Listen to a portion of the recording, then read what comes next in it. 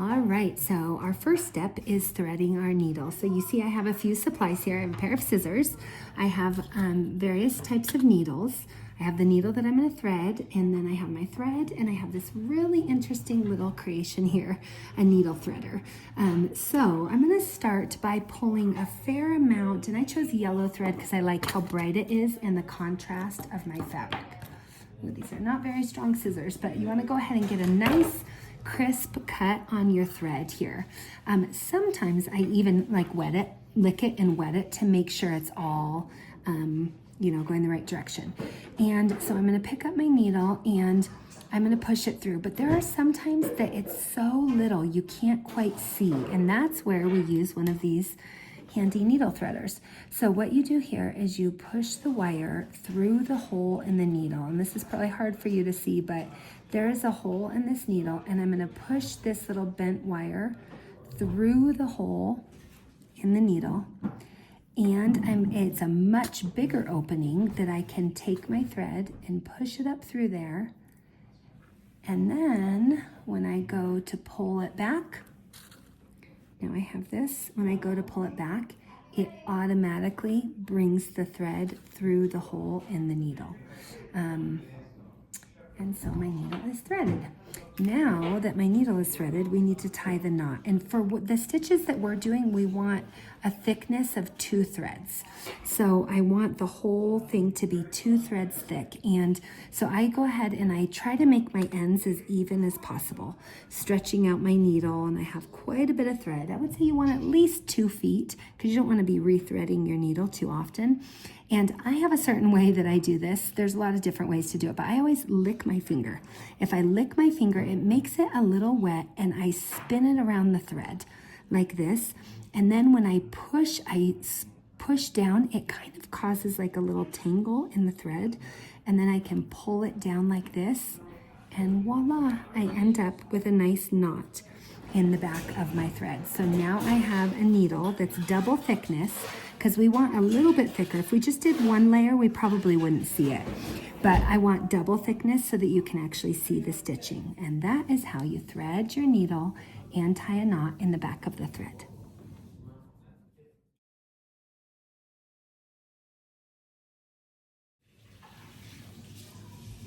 All right, the next thing I'm going to show you is a running stitch. And so a running stitch is a stitch that you can use just to secure your designs on top of your main square for your pot holder. And you can see on here, I chose a long rectangle, a heart, and a diamond to be my 3 designs. And there's 2 different ways you can do a running stitch.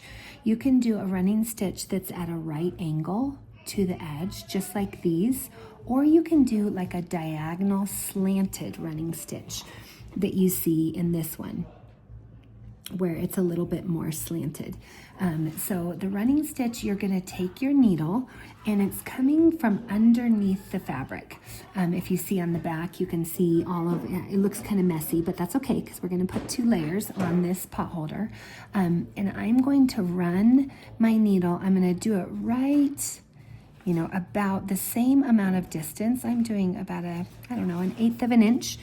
And for this one, I'm keeping it at a right angle. So I'm bringing my needle directly down from it. If I wanted a diagonal, I would slant my needle and I would do it over here. But because I really want a right angle, I'm doing that. And then I try to make sure the way that you make it look nice is I want my needle to be about the same distance for each of them and straight down, because I want all my running stitches to be as even as I can make them from each other. So here I go, and I bring it around. And if you can even count as many. If you did 8 on one side, you might want to do 8 on the other side. But you bring your running stitch around like this. And it's important to keep it flat and to make sure you're not letting your thread get tangled on the back side. So I'm coming up through here, and then I bring it back down. When I get to a corner, this one, I'm not going to do it on the corner. I'm going to do it right over the top of the corner to kind of make my corner lay nice and flat. And I'll probably do about 3 or 4 more running stitches.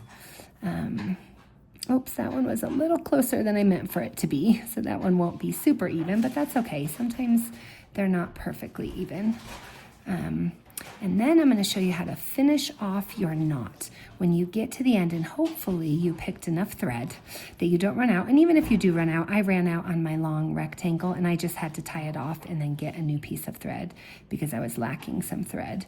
But if I bring it down, so now all my running stitches have secured my diamond on really even.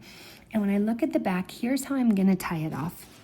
On the back, I'm going to pick up just a teeny bit of fabric. I don't want it enough that the needle shows on the other side. I'm just going to pick up a little bit, and then I'm going to let a loop remain, and I'm going to put my thing through the loop and let it tie a knot. And I'm going to do it 3 times. I'm going to go back, and you can even just pick up a little piece of thread. Go down to the loop, thread it through the loop, and then one more time, and that will be nice and secure. And then I'll go ahead and cut the string down here. So at this point, we have secured all 3 of our design pieces. I have a rectangle, I have a heart, and I have a diamond. And in the next section, I'm going to teach you a blanket stitch. And the blanket stitch is how we're going to secure the front of the pot holder to the back of the pot holder. So that is a running stitch.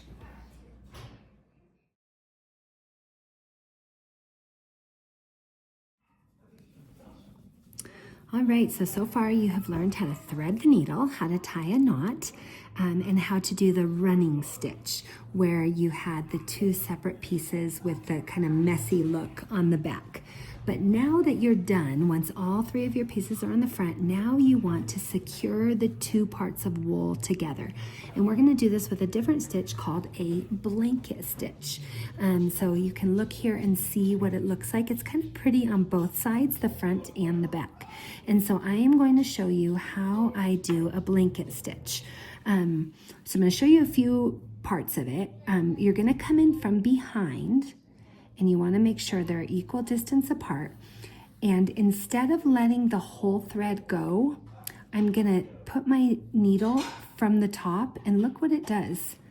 It causes it to run across the top a little bit, and then it gives me this nice straight look down. So then I come over equal amounts away, I string it through the top, and it gives me that nice look that secures it across the top. And this is called a blanket stitch because when you make a blanket and it needs to be multiple layers thick, this is a good way to secure 2 different layers or even 3 or 4 different layers of a blanket and make it look nice. And so the finished goal of our pot holder that we're building is we're going to have a nice blanket stitch all the way around.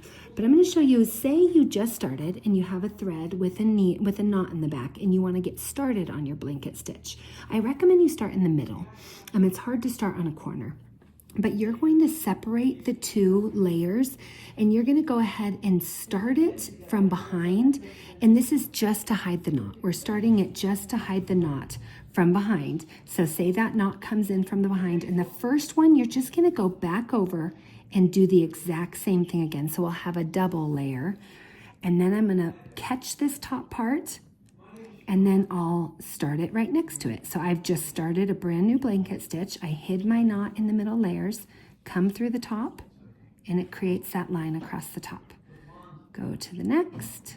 Now, one really important thing when you're doing a blanket stitch is that both pieces of your fabric are identical, that they're both the same. So you don't have one edge that's slightly longer than the other edge. And I was looking ahead on this and I realized, look here, this piece is slightly longer than this piece. So so I have this gap in the back. I need to cut that. Before I do my blanket stitch, you really need to have exactly equal level or your blanket stitch won't look very good. And so I will go ahead and trim that. You may have to trim your squares if they're not exactly the same. You're going to want to trim them before you follow through with the blanket stitch. Now, since the blanket stitch goes all the way around, you're probably going to run out of thread. So as I get here, I realize, oh no, I don't have nearly enough thread to finish this. So what I need to do is I just need to finish this off. I'm going to go ahead and open it up again.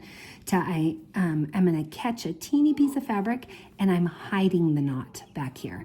How I taught you before to build a knot. So I'm just going to do this 3 times Tie it there, pull it taut, and do it one more time. And I'm not going deep enough. You can't even see it on the front. I'm just catching just enough of the thread or the fabric to wrap through 3 times. And then I can go ahead and use my scissors and clip this